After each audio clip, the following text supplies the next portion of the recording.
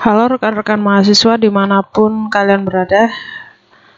Oke, pada kesempatan kali ini saya ingin membahas bagaimana menghitung persamaan fungsi keseimbangan pasar uang LM. Ini bagian dari salah satu materi analisis keseimbangan pada ekonomi makro. Oke, di sini ada contoh soal. Diketahui permintaan uang untuk transaksi dan jaga-jaga dalam perekonomian masyarakat memenuhi fungsi L1 sama dengan 0,25 Y dan permintaan uang untuk berspekulasi adalah L2 sama dengan 400 dikurangi 500 R. Sedangkan jumlah uang beredar MS tetap yaitu 600. Tentukanlah keseimbangan di pasar uang dan gambarkan kurva fungsi LM-nya. Nah, di sini satuan uangnya adalah dalam triliun rupiah. Oke, pertama yang harus kalian lakukan adalah kita hitung dulu keseimbangan pasar uang dengan rumus L sama dengan L1 ditambah L2. L sama dengan 0,25 Y. Kita masukkan fungsi rumus L1 ditambah 400 dikurangi 500 R. L sama dengan MS, sehingga kalau kita substitusikan hasilnya seperti ini. 0,25 Y ditambah 400 dikurangi 500 R sama dengan 600. 0,25 Y sama dengan 600 dikurangi 400 ditambah 500 R. Hasilnya 0,25 Y sama dengan 200, hasil dari 600 dikurangi 400 ditambah 500 R. Ini kita bagikan, hasilnya ketemu Y sama dengan 800 plus 2000 R. Jadi keseimbangan pasar uang ditunjukkan oleh fungsi keseimbangan LM yaitu Y sama dengan 800 plus 2000 R.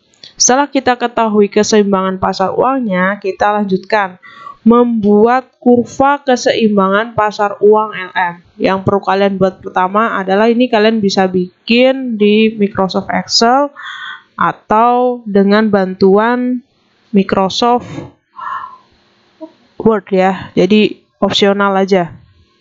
Nah, di sini kalian tulis dulu tingkat bunga R dalam bentuk persen. Di sini mulai dari 5%, 10, 15 sampai 20%.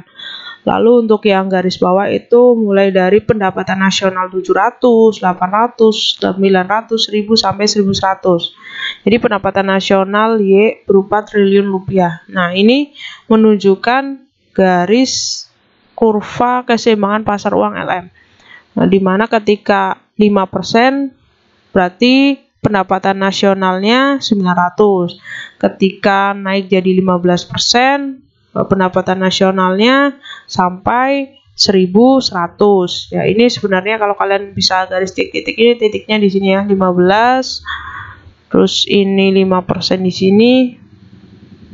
Nah, di sini nih. Oke.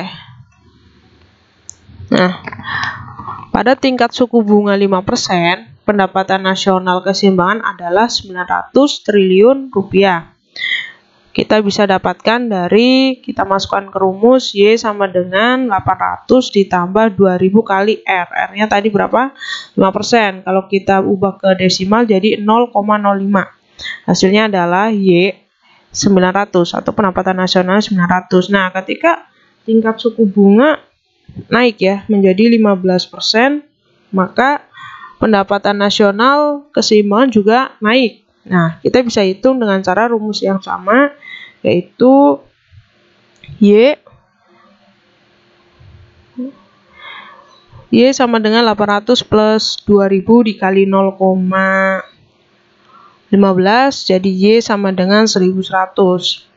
Jadi, ketika tingkat suku bunga dinaikkan dari 5% menjadi 15%, maka pendapatan nasional keseimbangan juga naik.